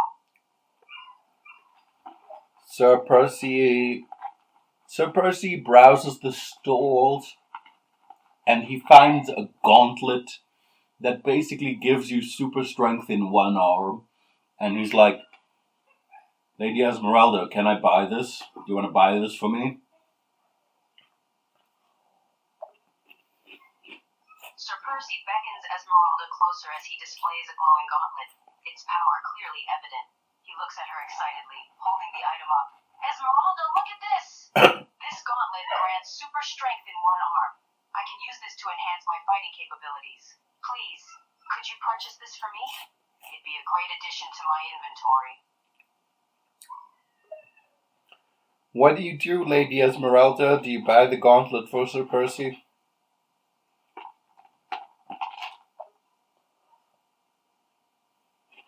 Seeing Sir Percy's excitement and the potential benefits of the gauntlet, Esmeralda smiles. Sure, let's get it for you, Sir Percy. It could come in handy in future escapades. How much are they asking for it? It's 2,000 gold pieces. Esmeralda considers the price tag of 2,000 gold pieces for the gauntlet. While it's not a meager amount, she has an endless supply of gold in her pouch thanks to their earlier adventure. The price is 2,000 gold pieces. That's quite substantial. No worries, though. We have more than enough gold to cover it. I'll purchase the gauntlet for you, Sir Percy. Sir Percy smiles and he puts it in his satchel, saving it for later. And you guys walk to the tavern.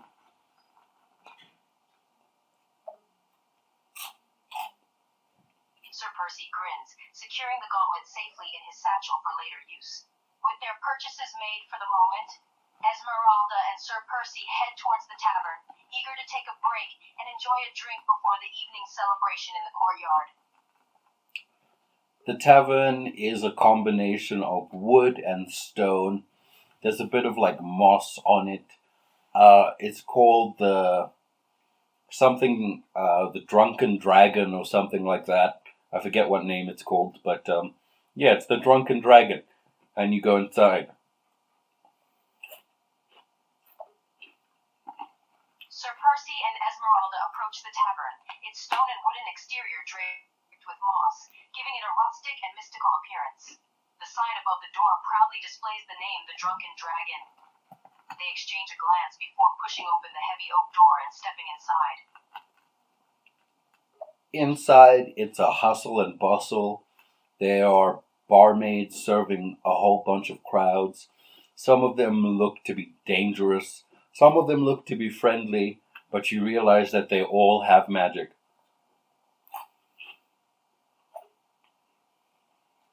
Esmeralda and Sir Percy take in the lively sight as they enter the tavern, the air filled with chatter of an assorted crowd. Their gazes wander over the patrons, noticing the mixture of characters, some ominous and some friendly, all possessing magic. The atmosphere is buzzing with energy, creating an intriguing aura within the cozy establishment.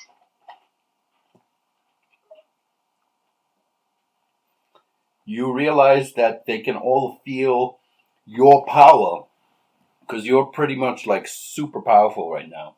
So they all sort of stop and stare at you.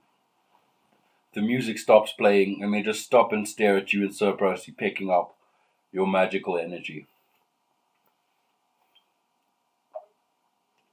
As Esmeralda and Sir Percy Percy step inside, a hush falls over the tavern occupants. Conversations die down, and all eyes turn towards them. The ambient music halts abruptly, and a palpable sense of surprise fills the air. Esmeralda can feel the weight of their gaze as they seem to sense her formidable magical energy, sending a momentary shockwave through the room. Sir Percy looks at you and he's like, they're staring.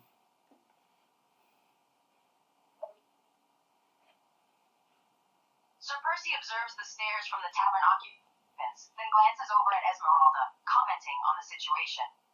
Seems like we've caught everyone's attention. Wonder what they're thinking. You have magical abilities, so you can use telepathy if you want. Esmeralda, realizing her magical abilities, considers using telepathy to delve into the thoughts of the tavern patrons. Good point. I suppose I can use my magic to tap into their thoughts. Let me try something.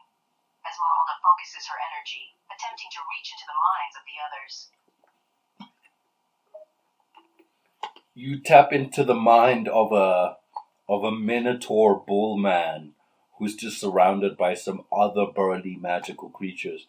And they think they're pretty powerful, and they look at you and they're like, wow, this little woman has so much magical power.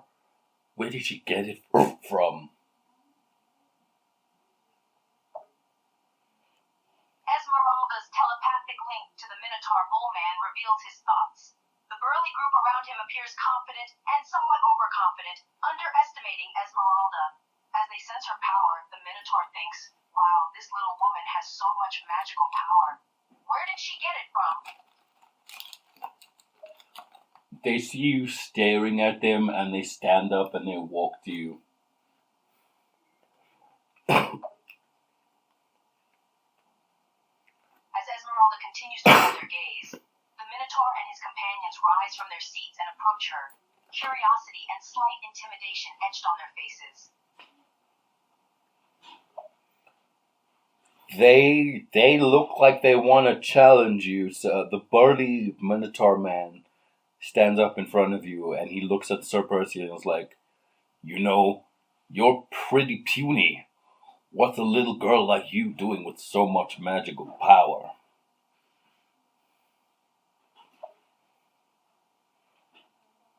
The Torment, towering over both Esmeralda and Sir Percy, confronts them with arrogance. He casts a mocking glance at Sir Percy and scoffs. You know, you look like quite a pitiful little man. How did a tiny girl like you end up with such immense magical power? What do you do, Lady Esmeralda?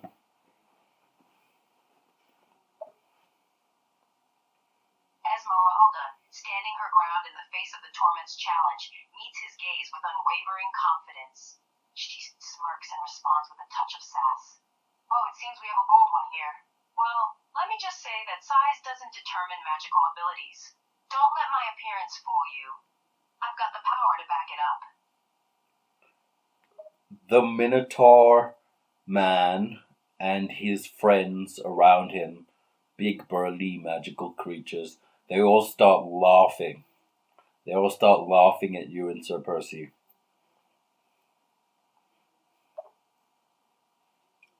The Minotaur and his group of burly companions burst into a hearty laugh, their confidence seemingly unshaken. They regard Esmeralda and Sir Percy with amusement, assuming her to be a laughable presence. What do you do, Esmeralda?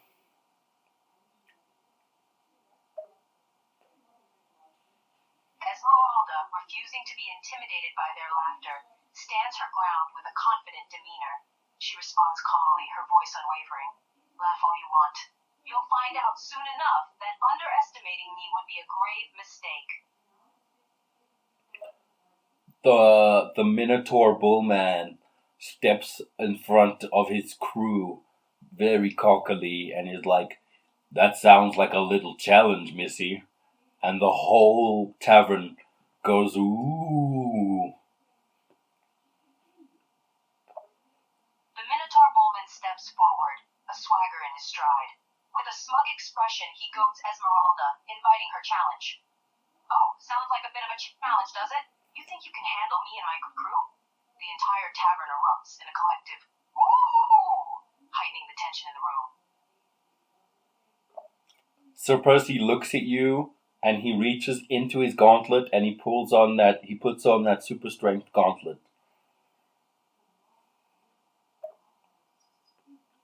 As the tension in the room escalates, Sir Percy glances at Esmeralda, a hint of anticipation in his gaze. He reaches into his satchel, retrieving the recently purchased gauntlet and slipping it onto his arm. The gauntlet glows faintly as it activates, empowering him with increased physical strength. The bullman looks at you and says, "All right, looks like we have a brawl on our hands, and they are gonna rush towards you to start fighting you."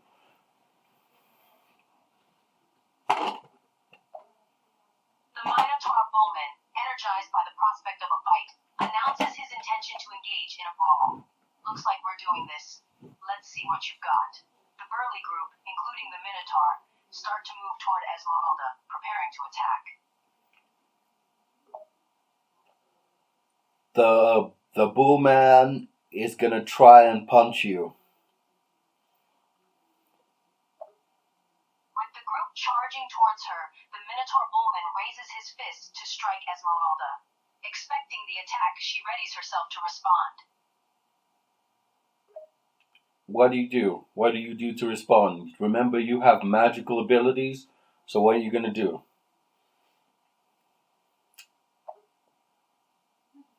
Seeing the Minotaur Bullman's incoming punch, Esmeralda responds with a swift and calculated move. Drawing upon her magical abilities, she dodges the punch with a fluid sidestep and counters with a burst of telekinetic magic. Roll a d20.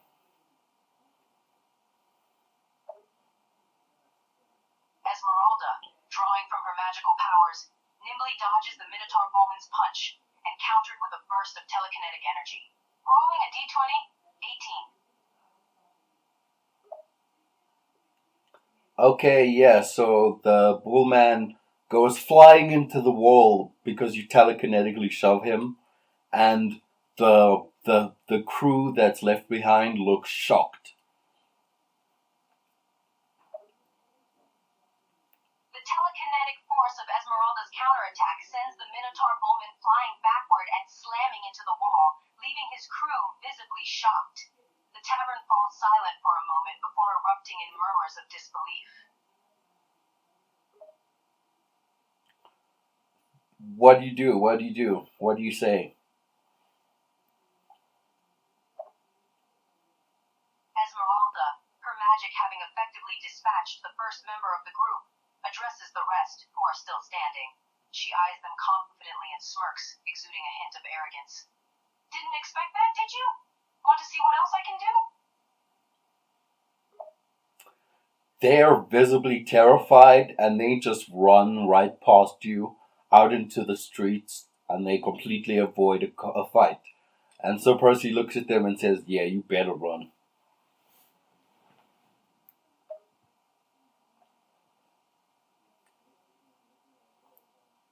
With the remaining crew members in a state of terror, they waste no time in fleeing the scene, rushing past Sir Percy and Esmeralda without hesitation. Sir Percy watches them disappear into the streets, a satisfied smirk on his face. He calls out after them, adding a touch of mockery to his words. Yeah, that's what I thought. Better run indeed. The rest of the tavern begins to cheer and all the barmaids start to bring you drinks. And you realize that even though magic has returned, some people are using the magic for bad and some people are using the magic for good. The atmosphere in the tavern shifts from tension to celebration. The barmaids approach, bearing drinks as the patrons express their appreciation to Esmeralda with applause and cheers. As she takes a moment to observe the scene, a thought crosses her mind. The return of magic has brought with it both positive and negative implications. People are now utilizing magic for both good and evil purposes. Yeah, so you are served drinks on the house for the rest of the night, and you realize that there's going to be a special ceremony in the courtyard of the village at midnight, from midnight to 3 a.m. What do you do?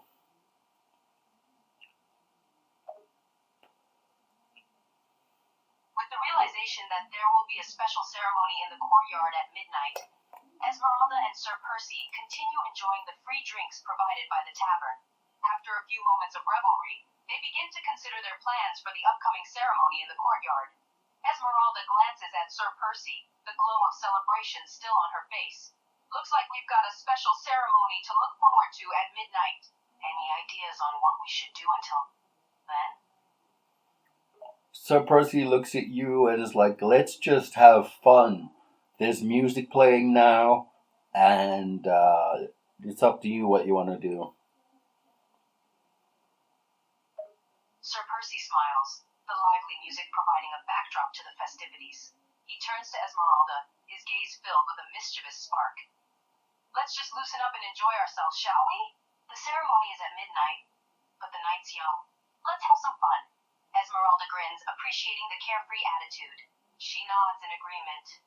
All right, since we've got some time to kill, why not let loose a bit? There's plenty of time before the ceremony anyway. Yeah, so you and Sir Percy dance. You and Sir Percy, you drink. You smoke magical herbs. You have a good time, and midnight gradually approaches, and then it arrives. The hours pass by swiftly as Esmeralda and Sir Percy relish in the festivities.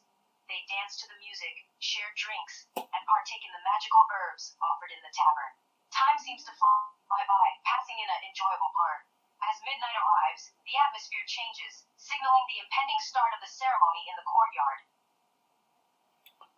All of the magical creatures start to stand up and walk. They all start to stand up and walk to the center of the courtyard. Once midnight strikes, a gradual shift in energy can be felt in the tavern. The various magical creatures, who've been indulging in festivities, start to rise from their seats and head towards the center of the courtyard. There's a sudden sense of anticipation in the air, signaling that the special ceremony is about to begin. Yeah, you and Sir Percy walk through the streets into the on the cobblestones, and it's nighttime. The stars are out, and there are these like fireflies lighting the air, and you just there's just a spiritual atmosphere taking place in the middle of the courtyard.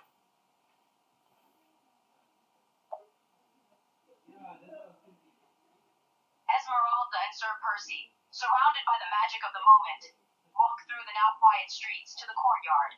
Nightfall has draped over the village, and the cobblestones beneath their feet glisten under the soft glow of lingering fireflies. As they enter the courtyard, the spiritual ambiance envelops them, creating a serene atmosphere that adds a touch of mysticism to the unfolding ceremony. You get to the center of the courtyard, and you see that there's a giant porcelain bowl, a giant ceramic bowl, and everybody is throwing an offering, something of personal significance, into the bowl. And you realize that you and Sir Percy have to throw something into the bowl too. Reaching the center of the courtyard, Esmeralda and Sir Percy observe the giant porcelain bowl situated there. They notice everyone else casting something of personal significance into the bowl as an offering. It dawns upon them that they, too, must contribute something from themselves to the communal offering. All right, so Percy goes up and he puts a very special book, his journal of all of his past endeavors as a knight. He puts it in there, and he's like, I remember these memories fondly, but it's time to move on. What do you put in the offering? Sir Percy approaches the bowl, his expression a mix of nostalgia and contemplation. He holds a worn and leather-bound journal in his hands, a record of his knightly adventures and experiences. With a touch of reluctance, He places the treasured journal into the bowl. Its pages filled with fond memories. He speaks softly, his voice filled with a bittersweet sense of farewell. I've etched these memories into this journal, but now it's time to write new ones. I offer this as a tribute to the past. All right. So what do you put in the bowl? Esmeralda gazes into the bowl, considering the items she could offer. After a moment of contemplation, she takes out a small, delicately crafted bracelet. The bracelet is made of slender, woven strands of silver, each woven with intricate and colorful threads, symbolizing the intricate web of life. She holds the bracelet gently, her eyes taking in its beauty. Before placing it in the bowl, I offer this bracelet, a tangible representation of the interconnectedness of all things. May it symbolize the bonds that unify us.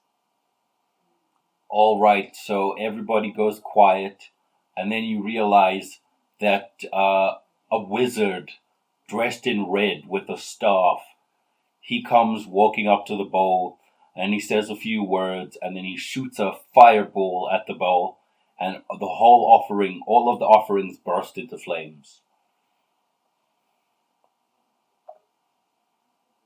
As the crowd falls into silence, all eyes turn to the figure dressed in red stepping up to the bowl.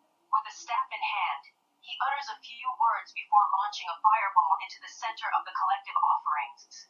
In a burst of fire, all the contributions are engulfed in flames, creating a dramatic and mesmerizing spectacle. You and Sir Percy just watch as the flames rise, as the sparks from the flame rise into the air, and you can sense the presence of the goddess Abundantia.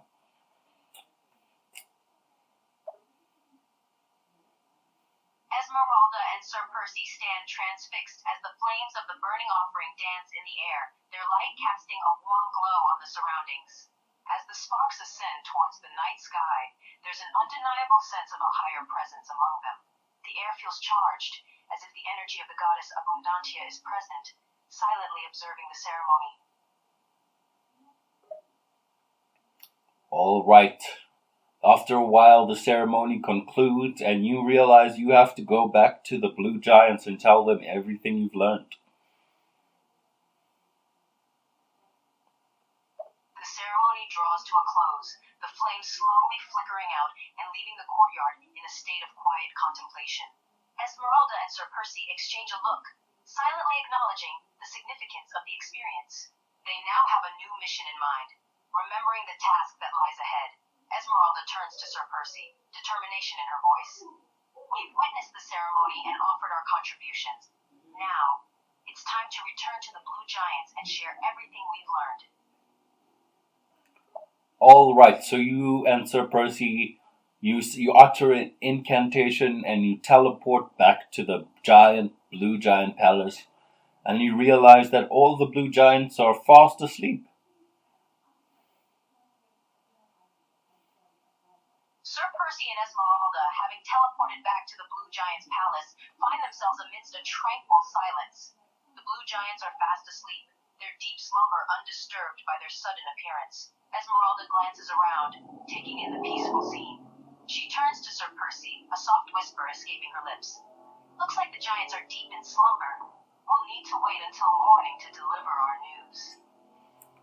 Yeah, you and Sir Percy, you go down that hallway. You climb up that giant bed, you fall asleep, and then you wake up the next morning. And what are you going to do? After climbing the bed and falling asleep, Esmeralda and Sir Percy wake up the next morning in the Blue Giant's grand bedroom. As they groggily sit up, they take a moment to gather their bearings. Sir Percy stretches and lets out a yawn before looking at Esmeralda. Well, it's morning. Time to brief the Blue Giants on what we've learned. All right, so your courtier, that same Blue Giant lady from before, she comes in and she carries you and Sir Percy to that giant round table where all the shamans and them are waiting, and you find yourself placed in the center of the Blue Giants, and they're all eagerly awaiting to hear what you've learned.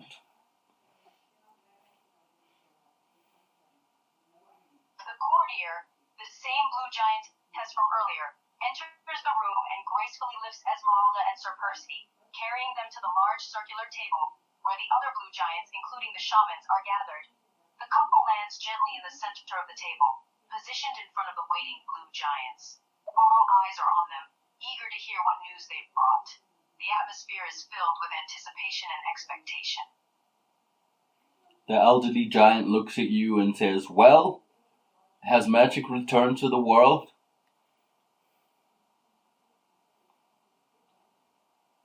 The elderly giant, his expression betraying his anticipation, gazes at Esmeralda and Sir Percy with a mixture of hope and curiosity. He asks the pivotal question, his voice filled with intrigue. "Well, tell us, has magic returned to our world?" What do you say? Sir Percy looks at you. Esmeralda and Sir Percy exchange a glance, aware that their words carry significant weight. Seeing the giant's surprised look, Esmeralda responds with a confident nod. "Yes, magic has indeed returned to our world." That's wonderful news. And how are the people responding to it? The elderly giant's face brightens with joy upon hearing the news. He turns his attention toward Esmeralda and Sir Percy once again, inquiring about the people's reactions to the return of magic. "That is wonderful news indeed. How are the people reacting to this newfound magic?" What do you say, Lady Esmeralda? What did you learn? Esmeralda pauses for a moment, collecting her thoughts. She then responds, sharing the insights she gained from her and Sir Percy's encounters. "We observe that, for the most part, people are embracing the comeback of magic. They welcome the opportunity to utilize the magic they've been gifted with. However, we did witness a few individuals using it for malevolent purposes." The elderly wizard's gonna look at you and be like, that's interesting. Well, we thought this might happen. The elderly wizard, having heard Esmeralda's words, nods thoughtfully. His expression suggests that they had predicted this possibility. Interesting. We had anticipated this may occur. It seems our suspicions were on the mark.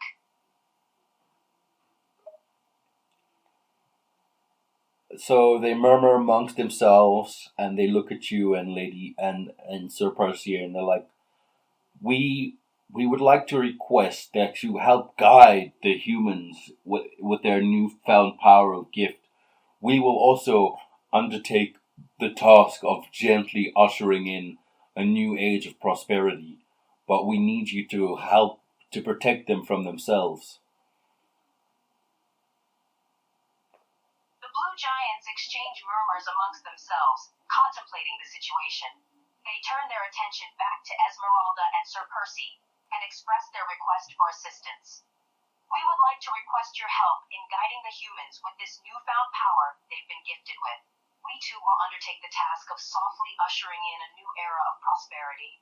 However, we ask for your aid in protecting them from their own potential for misuse." Sir Percy seems to agree with this. How do you feel about that, Esmeralda? Sir Percy nods, expressing his agreement with the blue giant's proposal. He turns his gaze towards Esmeralda, hoping to hear her thoughts on the matter. Esmeralda ponders for a moment, considering the responsibilities being placed upon them. After a brief pause, she responds, her voice determined. "I agree with the request. It seems like a crucial task to help guide the humans during this transition and protect them from potential misuse of their new powers." End quote. All right. So in the next episode, we're going to discuss just exactly how you plan to protect the humans from their new gifts of magic. For now, we'll end the episode and we'll stop role-playing there. How do you feel, Persephone? As the current episode culminates, the discussion surrounding how to protect the humans from the new gifts of magic serves as a promising foundation for the next installment. With a sense of satisfaction, Persephone Persephone looks up from the text. I feel good about the progress we've made so far. It's fascinating to explore the journey of Esmeralda and Sir Percy as they embark on a mission to safeguard the humans from the potentially dangerous aspects of their newly regained magical abilities. I'm excited to delve deeper into the topic in the next episode. Yeah, this was a chilled one. We kept it chill.